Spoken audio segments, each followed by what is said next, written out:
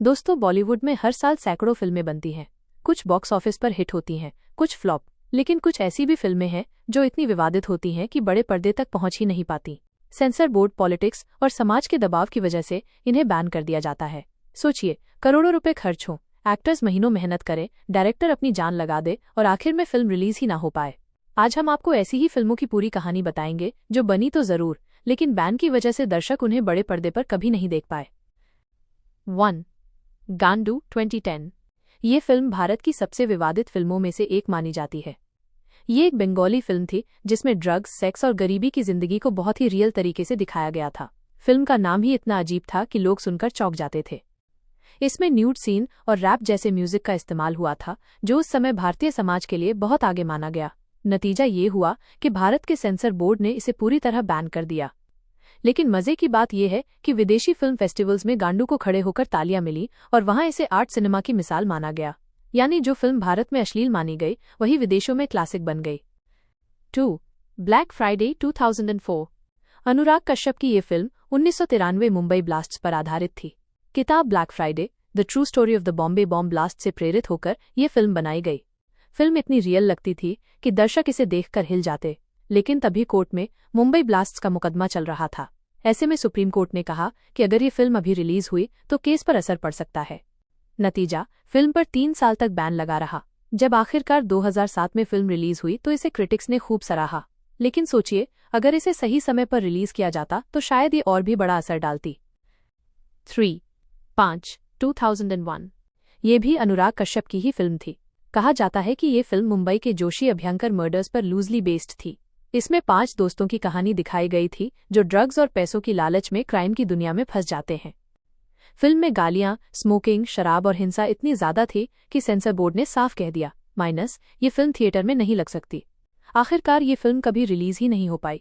हालांकि इंटरनेट पर इसके कुछ वर्जन लीक हो गए थे जिनसे ये फिल्म कल्ट स्टेटस तक पहुंच गई, लेकिन आधिकारिक तौर पर ये आज भी बैंड है। 4. इंशाल्लाह फुटबॉल 2010।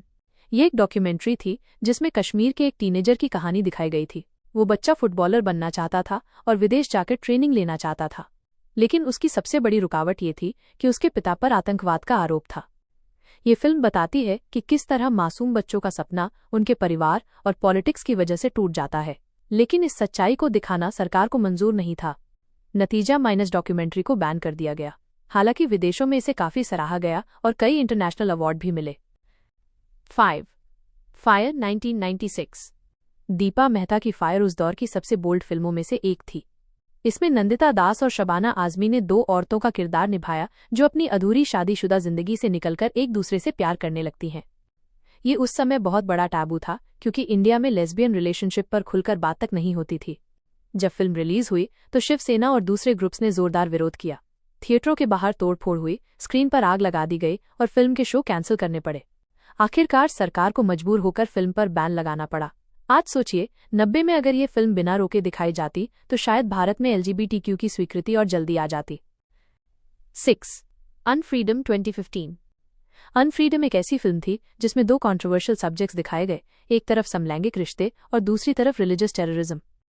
फिल्म की कहानी और कॉन्सेप्ट बेहद दमदार था, लेकिन सेंसर बोर्ड ने इसे पूरी तरह बैन कर दिया और कहा कि ये फिल्म भारत की संस्कृति और सुरक्षा के खिलाफ है।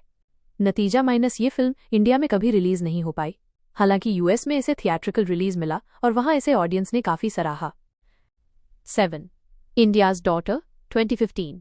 ये BBC की एक डॉक्यूमेंट्री थी जो दिल्ली के निर्भया केस पर बनाई गई थी। इसमें रेप आरोपियों के इंटरव्यू दिखाए गए थे। जब ट्रेलर आया तो पूरे देश में हलचल मच गई।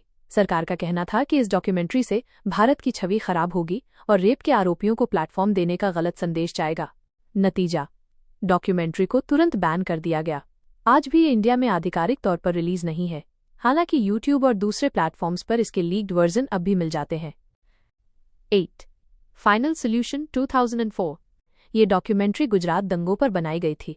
इसमें दंगों के दौरान हुई हिंसा और राजनीतिक पहलुओं को दिखाया गया था। सरकार और सेंसर बोर्ड ने कहा कि इस डॉक्यूमेंट्री से सांप्रदायिक तनाव बढ़ सकता है। नतीजा, फिल्म को बैन कर दिया गया। हालांकि बाद में इसे इंटरनेशनल फिल्म फेस्टिवल्स में दिखाया गया और वहां खूब सराहा गया, लेकिन इंडिया में ये बहुत सीमित दर्शकों तक ही पहुंच पाई। दोस्तों, आपने देखा, ये वो फिल्में थीं जो बनी तो सही, लेकिन बैन की वजह से थिएटर तक नहीं पहुंच पाईं। कहीं पॉलिटिक्स ने रोका, कहीं समाज ने विरोध किया, कहीं सेंसर बोर्ड ने कह दिया कि ये हमारी संस्कृति के खिलाफ है। लेकिन सवाल ये है, क्या फिल्मों को बैन करना सही है, या फिर हमें सच देखने का हक होना चाहिए?